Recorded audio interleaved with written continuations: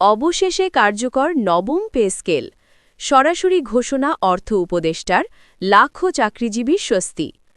আসসালামু আলাইকুম সম্মানিত সরকারি চাকরিজীবী ভাই ও বোনেরা, এই ভিডিওটি বিশেষভাবে আপনাদের জন্য। সম্পূর্ণ বিষয়টি বোঝার জন্য অনুগ্রহ করে ভিডিওটি শেষ পর্যন্ত দেখুন। এ ধরনের গুরুত্বপূর্ণ আপডেট সবার আগে পেতে চ্যানেলটি সাবস্ক্রাইব করুন, ভিডিওতে লাইক দিন এবং আপনার মূল্যবান মতামত কমেন্টে শেয়ার করুন। অবশেষে কার্যকর হচ্ছে বহু প্রতীক্ষিত নবম পে স্কেল। সরাসরি ঘোষণা দিয়ে অর্থ উপদেষ্টা জানিয়েছেন, দীর্ঘ পর্যালোচনা, আর্থিক বিশ্লেষণ এবং প্রশাসনিক প্রক্রিয়া সম্পন্ন হওয়ার পর এখন এটি বাস্তবায়নের চূড়ান্ত পর্যায়। এই ঘোষণার পর দেশের লাখ লাখ সরকারি কর্মকর্তা কর্মচারী, পেনশনভোগী এবং তাদের পরিবারের মধ্যে স্বস্তির পরিবেশ তৈরি হয়েছে। বহুদিনের অপেক্ষা, আলোচনা এবং অনিশ্চয়তার অবসান ঘটতে যাচ্ছে। গত কয়েক বছর ধরে নবম পে স্কেল নিয়ে নানা জল্পনা-কল্পনা চলছিল।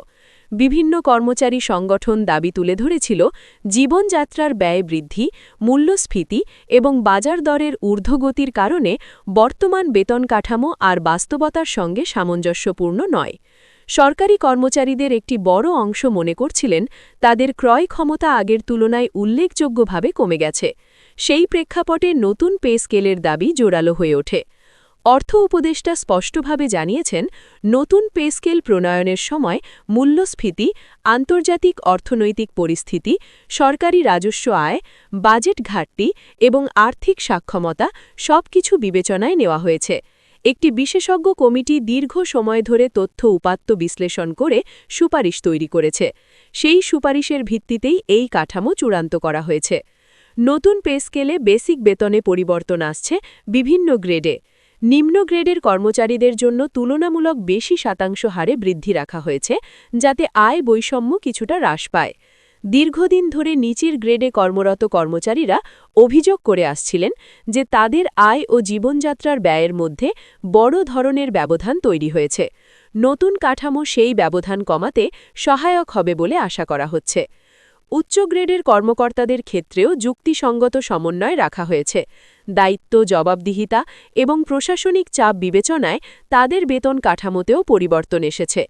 এতে সামগ্রিকভাবে প্রশাসনের সব স্তরে একটি ভারসাম্যপূর্ণ কাঠামো তৈরি হবে। শুধু বেসিক বেতনই নয়, বিভিন্ন ভাতাতেও পরিবর্তন আসছে। বাড়ি ভাড়া ভাতা, চিকিৎসা ভাতা, যাতায়াত ভাতা এবং অন্যান্য আনুষঙ্গিক সুবিধা পুনর্নির্ধারণ করা হয়েছে।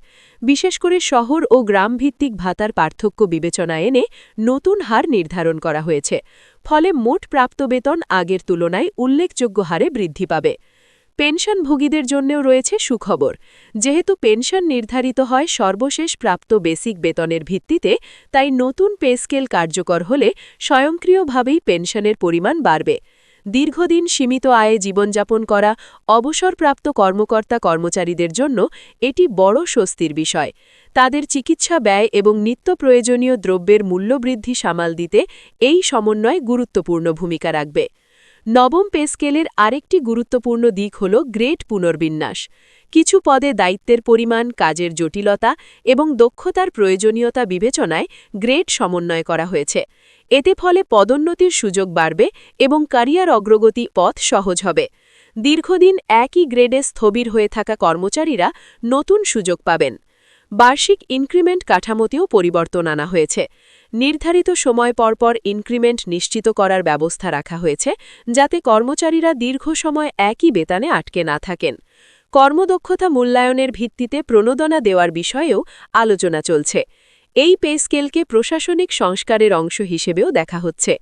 অর্থ উপদেষ্টা জানিয়েছেন, ন্যায্য বেতন নিশ্চিত হলে কর্মচারীদের মনোবল বাড়বে, কর্মস্পৃহা বৃদ্ধি পাবে এবং সেবার মান উন্নত হবে। প্রশাসনের দক্ষতা বাড়াতে এটি একটি কৌশলগত পদক্ষেপ। তবে অর্থনীতিবিদদের একটি অংশ সতর্ক করেছেন, বেতন বৃদ্ধি মানে সরকারের ব্যয় বৃদ্ধি। তাই রাজস্ব আয় বাড়ানো এবং বাজেট ব্যবস্থাপনায় দক্ষতা বাড়ানো জরুরি। অন্যথায় দীর্ঘমেয়াদী আর্থিক চাপ তৈরি হতে পারে। একই সঙ্গে মূল্যস্ফীতি নিয়ন্ত্রণে রাখা অত্যন্ত গুরুত্বপূর্ণ, না হলে বেতন বৃদ্ধি প্রত্যাশিত সুফল পুরোপুরি দেবে না। সরকার ইতিমধ্যে নির্দেশ দিয়েছে দ্রুত গ্যাজেট প্রকাশ ও বাস্তবায়ন প্রক্রিয়া সম্পন্ন করতে। সংশ্লিষ্ট মন্ত্রণালয় ও দপ্তরগুলোকে প্রস্তুত থাকতে বলা হয়েছে। হিসাবরক্ষণ অফিসগুলোকে সফটওয়্যার ও পেরোল সিস্টেম আপডেট করতে বলা হয়েছে, যাতে কোনো ধরনের জটিলতা না হয়। প্রযোজ্য ক্ষেত্রে আরিয়ার প্রদানের বিষয়টিও বিবেচনায় রয়েছে। অনেক চাকরিজীবী জানতে চাইছেন যে কার্যকর হওয়ার নির্ধারিত তারিখ থেকে কি বকেয়া প্রদান করা হবে। সংশ্লিষ্ট সূত্র জানিয়েছে, এ বিষয়ে চূড়ান্ত সিদ্ধান্ত গ্যাজেট প্রকাশের পর স্পষ্ট হবে। নতুন পে স্কেলের প্রভাবে বাজারে ইতিবাচক প্রভাব পড়তে পারে। সরকারি কর্মচারীদের ক্রয় ক্ষমতা বাড়লে অভ্যন্তরীণ বাজারে লেনদেন বৃদ্ধি পাবে। এতে ব্যবসা বাণিজ্যে গতি আসবে এবং সামগ্রিক অর্থনীতি চাঙ্গা হতে পারে। গ্রাম পর্যায়ের কর্মচারী থেকে শুরু করে সচিবালয়ের অধিকর্তা সবাই এই পরিবর্তনের আওতায় আসবেন। মাঠ প্রশাসনের কর্মীদের জন্য দায়িত্বভিত্তিক ভাতা বাড়ানোর বিষয়টি গুরুত্ব পেয়েছে। নারী কর্মচারী ও বিশেষ চাহিদা সম্পন্ন কর্মীদের জন্য বিদ্যমান সুবিধাও পুনর্বিবেচনার কথা বলা হয়েছে। স্বচ্ছতা নিশ্চিত করতে ধাপে ধাপে তথ্য প্রকাশের পরিকল্পনা রয়েছে।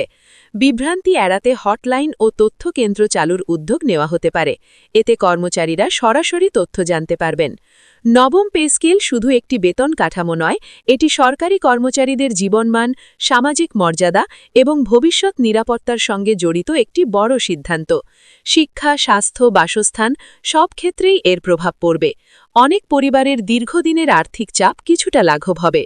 সব মিলিয়ে নবম পে স্কেল বাস্তবায়ন প্রশাসনের ভেতরে নতুন গতি এবং আস্থার সঞ্চার করবে বলে আশা করা হচ্ছে। দীর্ঘ প্রতীক্ষার অবসান হয়েছে। এখন নজর থাকবে বাস্তব প্রয়োগ, মাঠ পর্যায়ের কার্যক্রম এবং প্রাপ্ত সুবিধার ওপর। সময়ই বলে দেবে এই কাঠামো কতটা কার্যকর ও টেকসই হয়। তবে এই মুহূর্তে যা স্পষ্ট, লাখো পরিবারের জীবনে নতুন আশার আলো জ্বালিয়েছে এই ঘোষণা।